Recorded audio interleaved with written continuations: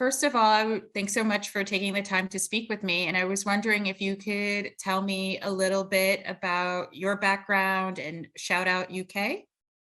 Sure, no, definitely. So my background is, I guess, pretty straightforward. I did government politics at A level, and then I went to university and did a undergrad in politics and history. And then I did a graduate diploma in law. And whilst I was doing that, I set up Shout Out UK. The reason for it is something that I was always quite passionate about, in the sense of understanding how a political system works, and trying to resolve this issue that I came across, which was that we don't teach any form of political literacy in schools in the UK. And actually, it's an issue that's not just UK based; it's kind of across most democracies, basically. So one of the reasons where this kind of kicked off was my parents migrated to the UK from Italy. And when I was kind of growing up, I was lucky enough to have a mum that was relatively interested in politics. I say relatively, like, talk to me a little bit about it when I was growing up, but more about Italian politics. And I always found it weird that I ended up, because of that, having some knowledge of Italian politics, but then having absolutely zero understanding of the politics of the country I was born in and grew up in, which was obviously the UK. So I always find that a bit strange. I didn't know that I could register to vote at 16. I didn't know how to register to vote to take part in UK elections. And then, as I mentioned, I was lucky enough to go to college that taught government politics at A level, and then I kind of took it at university.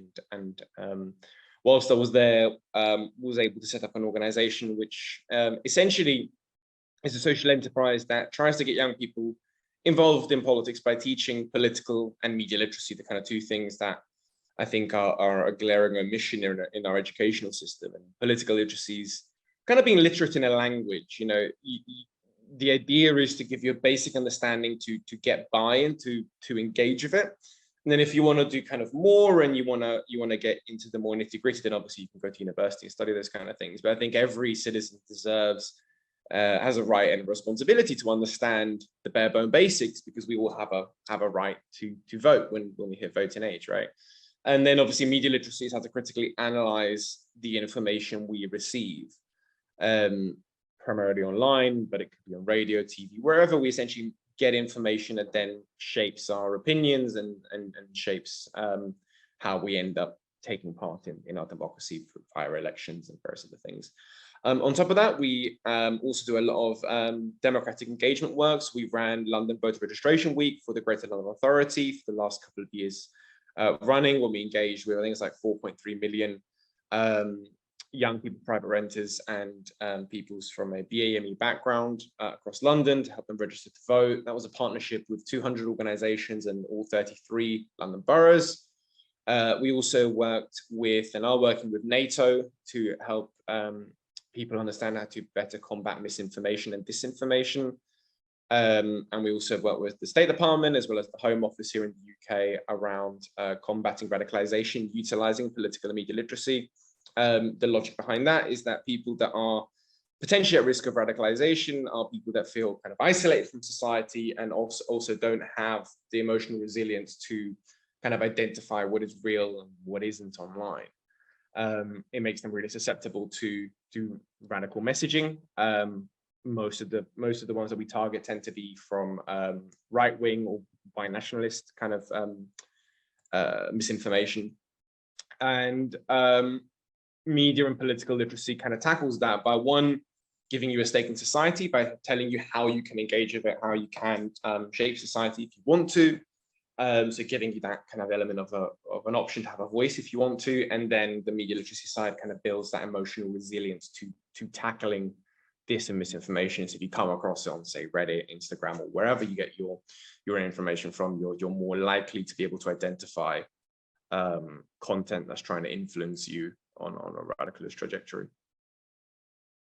So you mentioned that you work with youth who are at risk for radicalization when it comes to right-wing misinformation and disinformation. How is it reaching out to those youth and getting them to, I guess, be a bit more open to actual mainstream news sources. I know I'm American, and I lived in the US for half of the Trump administration. I lived here in Europe for the other half, and it sounds very strange, but I've lost friends to disinformation because there are so many people who kind of went down that rabbit hole where you would try, but you couldn't reach out to them. So I'm wondering, I guess, what are some ways to be able to reach out to those people effectively to kind of bring them back into the mainstream? I mean, there's the way we do it in the UK is, first of all, we do it through what is called the Prevent agenda here in the UK. So Prevent is kind of headed up by the Home Office. Each council, so each region of the UK has their own Prevent officers, which then deal with people that are potentially at risk of radicalization. And I say potentially at risk because we very much believe in the philosophy that prevention is cheaper than cure and it's easier than cure. The idea being that if you go after people that are potentially at risk, so aren't there yet, but could be, and just give them those tools to protect themselves and to better navigate online spaces, it's much easier to prevent those people from going down those roads than it is to then drag someone out of a conspiracy theory.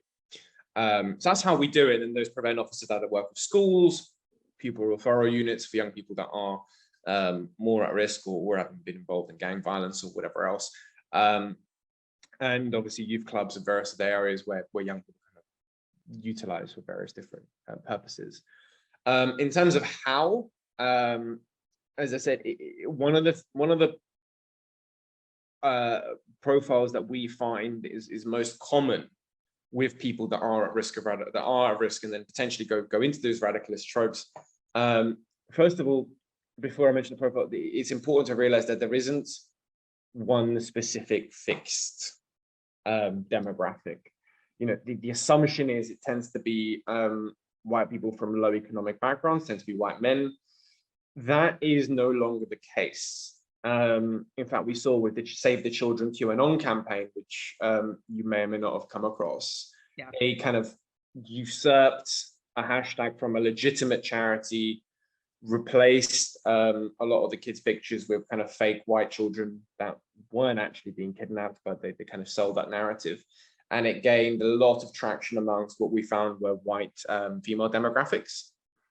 So the kind of perception of who we think is more likely to be radicalized by these groups actually doesn't really exist anymore. You don't have to be from a low socioeconomic background. It could literally be anybody.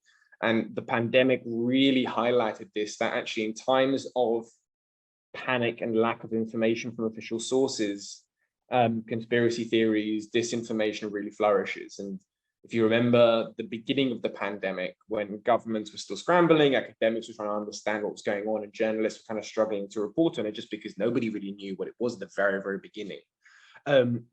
People want to feel safe. And the only way to feel safe was to reach out and start to engage with that disinformation, just because, again, official sources hadn't quite caught up with it yet. And when they did, it was almost too late for those people that were caught in that net. There is one profile that we did find that was kind of almost consistent with every group, and that's a lack of belonging. So psychologically, we as human beings want to feel a part of something. You know, that's why nationalism and patriotism is so powerful. We want to feel like, you know, we're British, we're American. You know, you see this a lot with sports teams where people feel really kind of associated with their sports team, especially in football or soccer, as you guys call it. You know, religion uses the kind of same trope of the kind of belonging. And white supremacist group, and, you know, you saw this with Trump, with the Make America Great Again campaign, and you saw this with QAnon. Like, it's a very, very powerful sense of belonging for people that don't feel like they belong anywhere. And that's something that we found was profound throughout. Now, the interesting thing about that is that once they have a belonging with those groups, they often then end up ironically isolating themselves from everything else. So we, for example, for one of the programs, interviewed a guy from QAnon in Australia. And what was interesting with him was, even though at a certain point he found holes in QAnon's logic, and started to kind of come across, a lot of the predictions that QAnon was portraying weren't turning out to be true. And even though subconsciously he was aware of this, he found it very, very hard to transition back to normality, because a lot of his friends, a lot of his family didn't want to know him. So it became very, very difficult for him to disassociate himself with that group, because his only friends and essentially family left were people within the movement. So leaving that movement means becoming even more isolated. So people kind of double down. And speaking to psychologists for that project, which was a series of podcasts called Mediaminded that we did, which you can listen to on Spotify, iTunes, kind of shameless plug there. But one of the things that we found that all psychologists that were talking on that podcast said is that it is counterintuitive, and it may be really, really painful, but empathy is one of the best ways to get people out of it. Like education, once you're in that movement, is relatively pointless, not because education is pointless, but because anything that contradicts that narrative is the enemy, is seen as part of the establishment.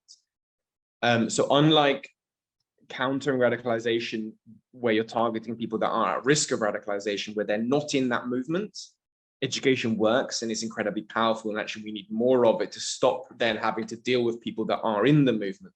But once they're in it, arguing with them about their beliefs is completely pointless. It may make you feel good, but it's actually pointless in getting them out of that movement, because they're just going to double down, and you can't really debate logically with an illogical argument. It's impossible to do.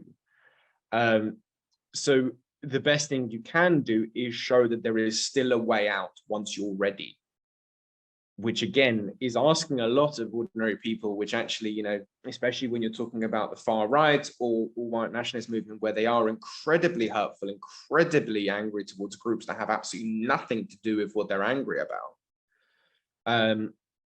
But it's that kind of understanding that to a certain extent, they are victims of manipulation by certain groups or certain individuals, and having that empathy to be like, well, there is a way out when you finally get there.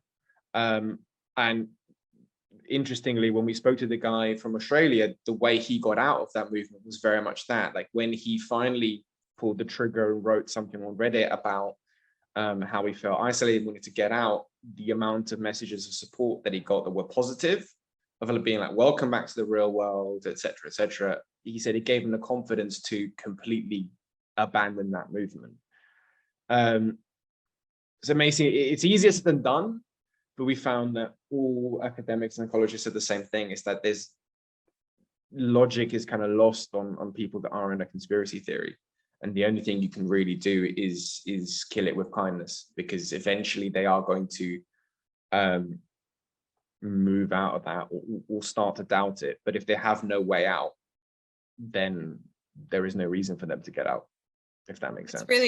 That's really interesting, because I've never really thought about it as people who are kind of in these circles where it's a kind of like a community, like a church for them, where it's their support, it's their moral support, those are their friends, and since they've lost family members and friends, and how we really should show more kindness and empathy to them if we see that they're trying to look for a way out. So in regards to political, which is really hard, by the way, because when you see them in DC shouting Hitler is great, or you know what I mean, like you kind of think, do you know what I mean, like you don't see them as victims because of how aggressive and hostile and racist and xenophobic and all those kind of things, and to a lot of extent it's 100% right, especially when they're targeting a demographic that has had so much frost on them, especially, I mean, all over the world, but especially in the States, and then the history that the States has, specifically towards Black Americans, for example. So it's something that just, to some extent is almost like a tall order of like, well, it just shouldn't be anyone's responsibility. But at the same time, if we want to deal with this and not make it worse, that's it's a really, really difficult one. Yeah, no, it's tough, because I know for me personally, as a Black American, it's hard to have a certain level of sympathy for people who are saying all sorts of things that are untrue about me and people like me. So that's something, I guess that's a point of reflection for me and for all of us. In regards to political literacy, have you noticed in the UK, are more schools now focusing on developing political literacy curriculum, news literacy curriculums, in order to kind of prevent the next generation from falling into the path of disinformation, and having them become more critical thinkers when they see something, to question and not just assume whatever they see on TikTok or Facebook is 100% accurate and true? I would say that there is a move, definitely. So yes and no, and the reason why I say that is because first of all, there is resistance from the Department for Education to teach political literacy, and to choose my words carefully, I think that's a political decision more than anything. But there is a movement within Parliament that we head up, the APPG on political literacy, that we're the secretariat for, which is a collection of MPs and lords from both major parties that are championing and pushing political and media literacy to be on the agenda. So there is definitely movement in Parliament to push this. I don't think we're quite at the government level yet, but we are definitely stepping in the right direction. In terms of schools, schools in the UK have something called an enrichment budget, which is a budget to essentially, as it says, to enrich the curriculum, to add more to the curriculum. And they, before the pandemic, used to use a lot of that money to fund political literacy and media literacy initiatives in schools. Bearing in mind that the sector in the UK is very small, it's basically just us. But there was a move to do that. Obviously, since the pandemic, schools were asked to pay for PPE and all the rest of it with enrichment budget. So they had to basically use the money that was meant to enrich kids' lives to pay for PPE, because the government refused to give them more funding. And obviously that meant that schools had to push back on a lot of initiatives that they originally were doing. So we have taken kind of a slight step back, I would say, directly on the schools front. But that said, there is a lot of understanding from the Home Office and from Prevent officers that actually, I mean, there was a report out that said that the far right and white nationalism is the biggest growing terror threat in the UK. And I wouldn't be surprised if it was the same in other parts of Europe and the US. Jesus, yeah. I don't have the stats in front of me with the US, but that would not surprise me in the slightest. So because of that, I think the UK government is seeing it as a national security issue. And with that comes obviously a lot more funding for them to do more work. So I'd say that from that angle, we're definitely seeing a lot more progress. So though it's not directly through the DFE, Department for Education, but it is, I mean, at the end of the day, you know, how it's being done is kind of, or which department is doing it is kind of irrelevant as long as it's doing it. So I definitely see that there is positive movement now that it's kind of being recognized as it's not just a nice thing to have as a civic engagement thing, but actually for the safety of our democracy and for the continuation of our democracy, we do need to teach people how it works and how to combat misinformation. And I think that's being recognized now. So there's always kind of this myth that the youth are not interested in politics. They're not interested in what's going on around them. And so that it's a lot of adults and a lot of people in power tend to ignore that demographic and think that it's not important to teach children and young people about civics and political education. How how do we kind of dispel that myth? How do we get more adults and other stakeholders to realize the importance of educating children and young people about politics and the way the political system works? I mean, I think that myth, I mean, there's two things. One is what's being said, and two is what's being believed. I think the myth, which, that kind of trope's been said when, I'm 30 now, but I remember that trope being said when I was 19, 20. This is nothing new. And I think it's been dispelled time and time again. But it's convenient for older generations to say this about young people, because it then justifies them ignoring young people. The real issue comes from the fact that young people don't tend to vote in elections as much as other groups. And I think the reason for this is because we,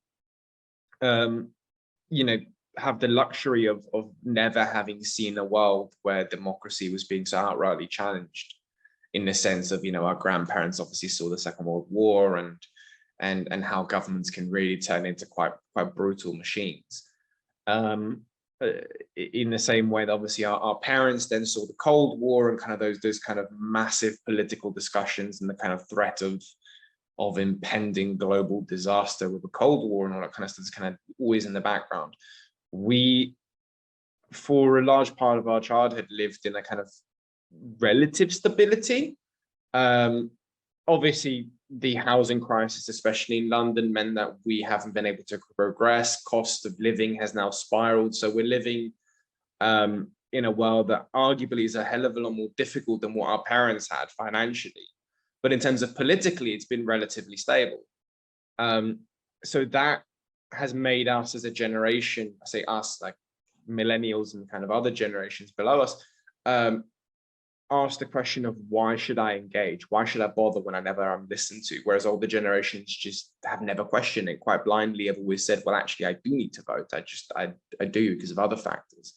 And that question has meant that young people tend to engage and vote less, because that question has never been answered in any way that's shown any level of positivity. Young people are always the lowest in terms of manifesto pledges.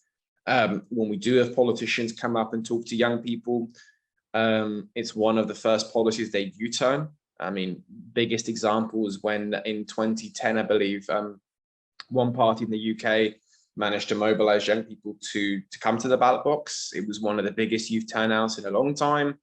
And one of the biggest pledges that brought those young people to the ballot box was, of course, the freezing of tuition fees and not increasing tuition fees for university.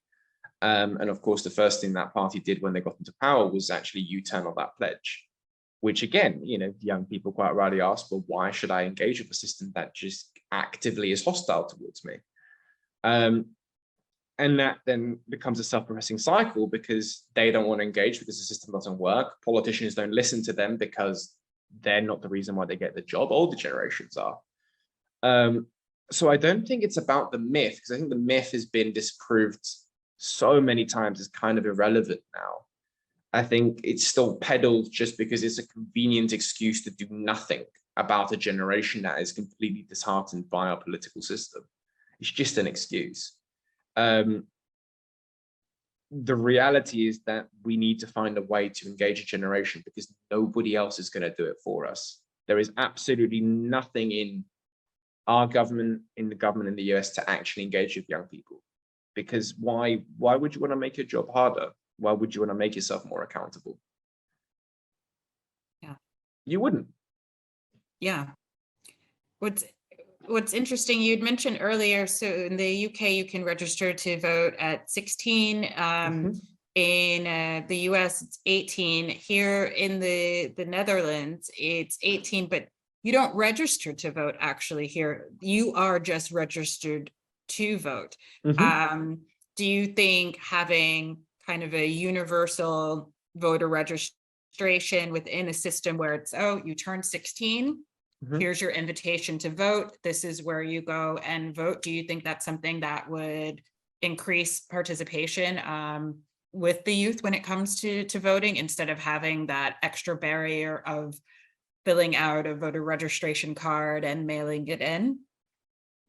100%. I mean, most democracies around the world don't require registration. And actually, it's always a joke here in the UK that your council, if you move house, your council will find you to make sure you pay your council tax. I just moved house, and actually one of the first letters I got from the new borough that I'm now living in was a council tax bill. So they can find you very effectively when it comes to paying your taxes. I don't see why they struggle so hard when it comes to voter registration, considering it's the same council dealing with both registration and council tax. So the system is there in place to find you when it comes to paying your bills, which, you know, quite rightly, it should be like that. Why are we making it so immensely difficult for people to register for the democratic right? It makes zero sense. So 100% automatic voter registration should be a thing. But again, I don't think that's the golden bullet. I don't think that will resolve voting numbers, because it is a barrier, but then at the same time, it's really not that hard to register online now. So if someone was motivated enough, they could realistically do it. In an ideal world, they wouldn't. But I don't think that's the issue. It's a crisis of trust. It's a crisis of being at the moment unable to answer that question that young people have of why the hell should I care?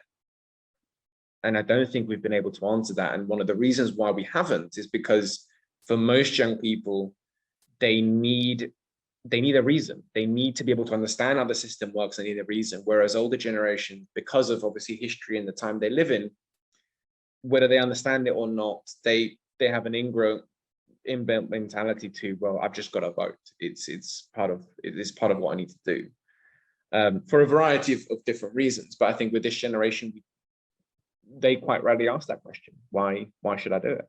Like, for what reason? And I think we've got to give them a reason. Yeah. And we've got to start by helping them understand how the system works. So in regards to disinformation, misinformation, and fake news, there are so many different definitions that kind of run around. I was wondering if you could share with me your definition of misinformation, disinformation, and fake news. So, I mean, fake news is kind of a catch-all term populated by media and politicians that call out legitimate sources just because they don't like what they're publishing. We tend not to use fake news as much. We tend to use mis, dis, and malinformation. So misinformation is essentially wrong or incorrect information that's shared online in general, often either shared because the person isn't aware, they haven't read it properly, or they think it's real. So it's often done not necessarily with a malicious intent, but they're sharing incorrect information nonetheless. So an example would be, you see something which you think is real, you share it with your friends and family on WhatsApp, and then it turns out that it was actually a onion piece, a satirical piece, for example, but you just didn't see it, you didn't realize.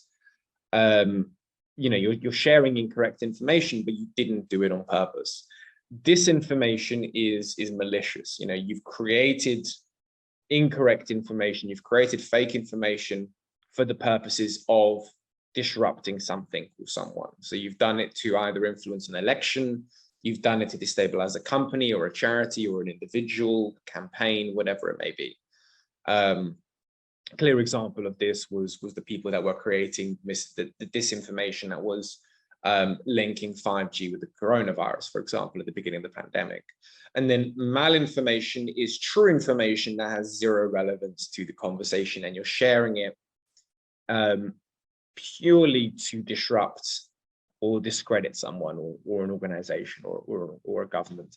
A good example of this, we did a program around media literacy with a TV channel in Moldova, and we had to naturalize the resources and the animations and the assets that we created. So they were giving us some kind of examples, local examples of what they've come across. And one really good one was they were having elections recently, and the incumbent politician had outed the fact that this woman that he was running against was unmarried, but I think she was unmarried and had a child, or unmarried and living with someone. Again, it was true that she was unmarried, but it had zero relevance to her capabilities of being a leader and running for government. So those are the kind of three definitions that we use. Are you noticing that, especially in regards to certain cases with the war in Ukraine, that there's more use of malinformation than misinformation? No, I'd say it's still prevalently dis and misinformation. I'd say definitely. In terms of the war in Ukraine, yes, there has been a growth of malinformation, of stating correct facts, but in the wrong context. We've seen that a lot, especially in relation to the war. But it's the growth is minuscule in comparison to the sheer amount of dis and misinformation coming out around conflict. So I've noticed, I have an 11-year-old, and so I've noticed a lot when it comes to misinformation or disinformation that he sees. It comes from his friends who, he's not on TikTok, but his friends who are on TikTok, and they share these deep fake videos. And so I have a pretty good eye, so I'm always looking for shadows, or if body parts look elongated or in certain ways distorted. Do you have any tips for parents out there who have children who are just getting onto social media or being exposed to social media by their friends, how they can look out for deep fakes, and any advice on what we as parents should share with our children when it comes to looking at social media and looking at the news from a critical point of view to make sure that it's accurate? No, definitely, and really, really hard. I have a 1.5-year-old, nowhere near anywhere close to a phone or social media yet, but it has made me think a lot more about it, and obviously dealing with it on a daily kind of makes you a bit more cynical about social media, as you can probably imagine. But it's a difficult one, especially when it comes to deep fakes, because very, very good deep fakes are incredibly hard to see with the eye. Like, we've seen some that are utterly incredible. Like, from a design creativity perspective, you've almost kind of got to respect it in the kind of like creativity of some of the disinformation that's pumping out there, which is really, it really makes the job of parents and young people that are kind of seeing this kind of stuff almost not impossible, but getting close to kind of telling what is real and what isn't. I would say that the two best lessons that we can take and instill in our kids in general, I would say, is it's never been more important to verify something that emotionally triggers you. So what I mean is that I don't think we're ever going to get to a state now, unfortunately, unless social media companies do something about it, where we won't accidentally share something that is misinformed. I think we've kind of gone past that, and we as individuals just don't have the time. And I don't think anyone has the will to, when they're scrolling, to verify every single thing we see just because of how much content we consume on a daily basis. I think that's unrealistic. I think social media companies need to do more to vet this content. It is on their platform. I do think they need to take responsibility for that. But until that day comes, the two things we can really do is, one, instill an understanding that whatever triggers us emotionally, whatever makes us angry or makes us feel a certain way, especially when it comes to something important like economics or politics or whatever else, that's when we need to take a step back and verify that thing. So not for everything, but when it triggers an emotion, chances are the thing was created to make you trigger that emotion. So take a step back, take a moment to be like, well, can I see if it's real? Is it being reported on the BBC, for example? Is it being reported on Times? Is it being reported somewhere else? Like, is this thing being shared by a bunch of verified accounts? If it is, then chances are it's potentially real. I say potentially because we had the situation where a bunch of minor celebrities were sharing the COVID 5G pandemic conspiracy, for example, because they thought it was real. And understanding what a verified person is, I think, is important in conjunction with that. A celebrity is not a verified person in the sense of a celebrity is not an expert. They may have a lot of followers, but followers don't equate trust. They do for the current upcoming generation, and I think that's something that we need to change. Because someone that has millions of followers may still have absolutely no idea what they're talking about. They might just be funny. They may have some sort of thing that makes them likable, but that does not mean that they're credible. And I think breaking that link of, oh, they have loads of people following them, therefore they must be telling the truth. That is incorrect. So I think when we see something that emotionally triggers us, let's take a step back in that moment and try and verify it. So not for everything, but just when something is emotionally triggering you. I was just going to say, so yeah, so instilling that at a young age, I think is important. You can do that with your